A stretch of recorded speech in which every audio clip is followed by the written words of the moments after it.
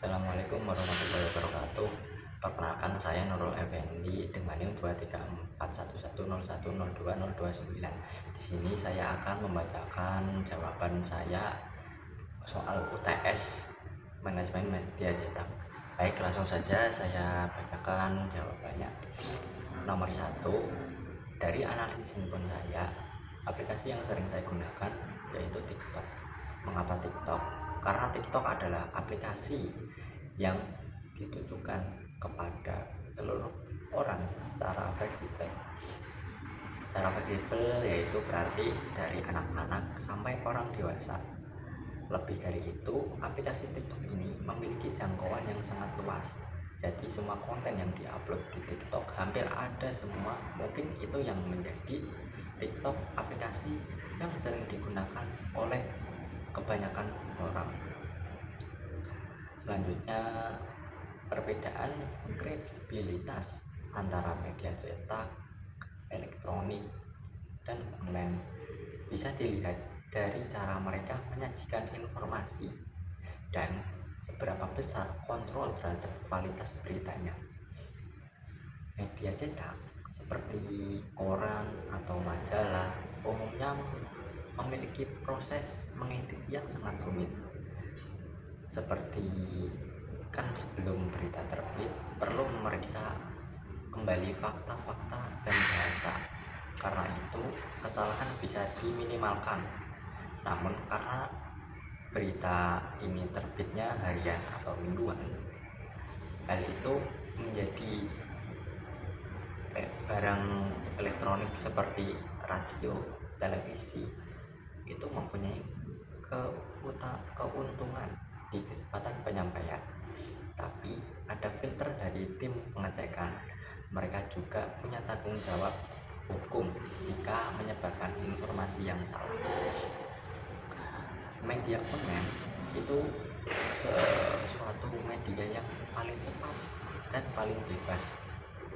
Siapapun bisa menerbitkan informasi, bahkan tanpa editor.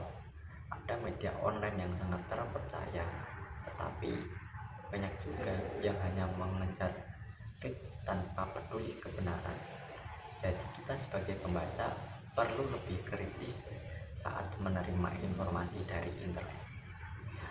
Intinya, semua jenis media punya potensi kredibel, tapi cara kerja dan tingkat pengawasannya berbeda. Yang paling penting adalah kita tahu sumber mana yang bisa dipercaya, bukan cuma tergiur judul besar atau viral.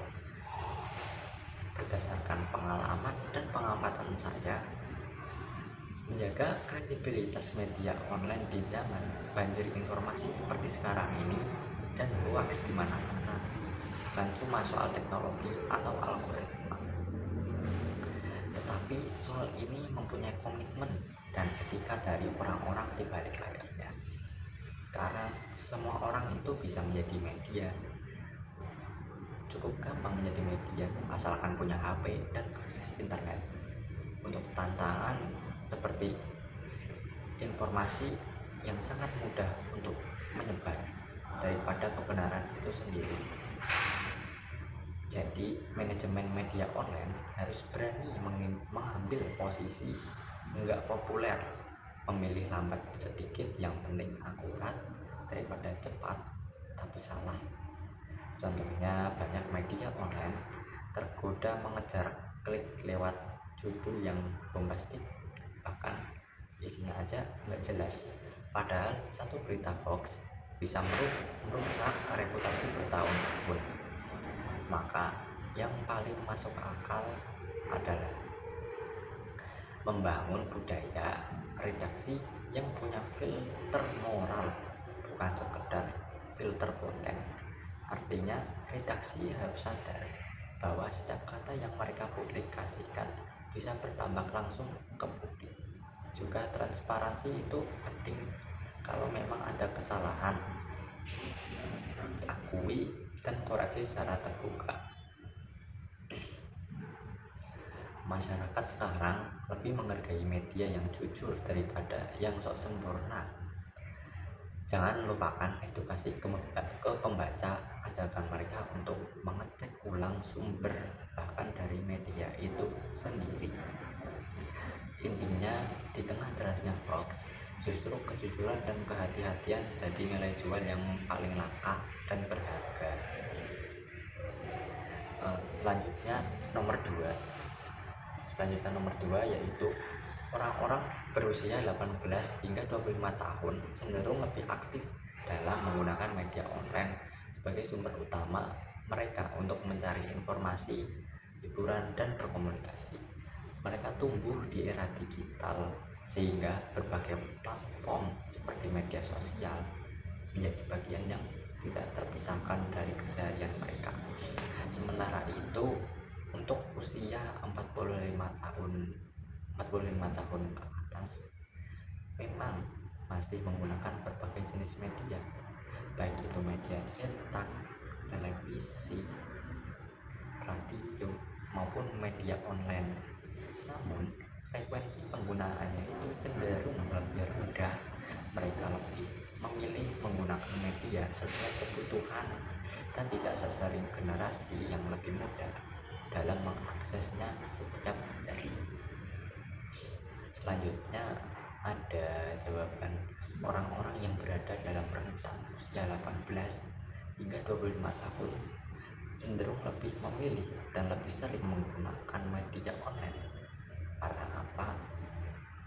Karena alasan yang sangat relevan dengan gaya hidup mereka saat ini. Media online dianggap lebih praktis dan mudah diakses.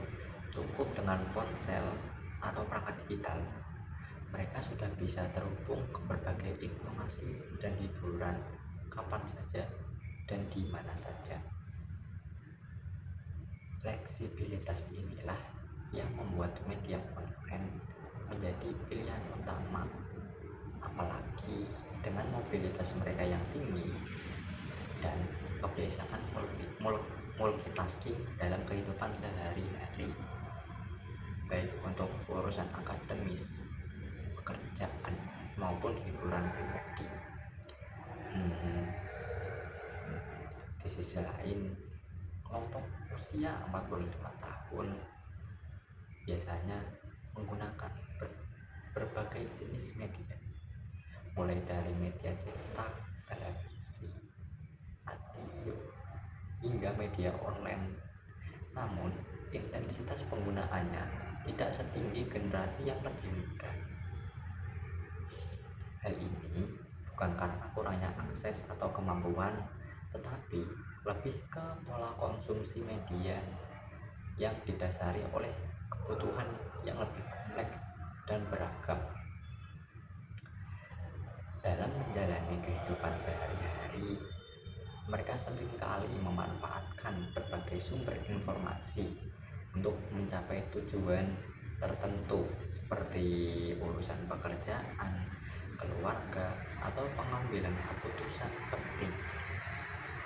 Oleh karena itu, mereka yang usianya 45 tahunan tidak terpaku hanya pada satu jenis media, melainkan memilih media yang paling sesuai dengan kebutuhan saat itu. Meskipun begitu, frekuensi penggunaannya tetap lebih rendah jika dibandingkan dengan generasi saat ini yang nyaris tak pernah lepas dari gadget dan koneksi internet. Menurut saya, perbedaan antara media cetak dan media online bukan sekedar teknologi, tapi lebih dalam artinya yaitu mencerminkan karakter, kebiasaan, bahkan cara seseorang memaknai informasi yang didapat. Di zaman sekarang, ketika semua bergerak cepat, media online memang menjadi pilihan banyak orang karena praktis, cepat, gampang diakses, dan selalu diperbarui dalam hitungan detik. Tetapi di sisi lain, saya masih melihat banyak orang, termasuk beberapa orang dekat saya, yang lebih memilih membaca koran atau majalah. Bagi mereka, ada rasa tenang dan fokus yang tidak bisa digantikan oleh gadget. Dari situ saya belajar bahwa tidak semua orang punya kebutuhan dan kenyamanan yang sama dalam menerima informasi. Media cetak memberikan ruang untuk merenung, untuk benar-benar menyerap isi bacaan. Sementara media online sendiri lebih cocok untuk orang yang serba cepat dan selalu terhubung. Keduanya punya kelebihan dan kekurangan masing-masing, tergantung orang tersebut membutuhkan media cetak atau media online. Baik, terima kasih. Itulah jawaban dari saya, kurang lebihnya saya mohon maaf. Wassalamualaikum warahmatullahi wabarakatuh.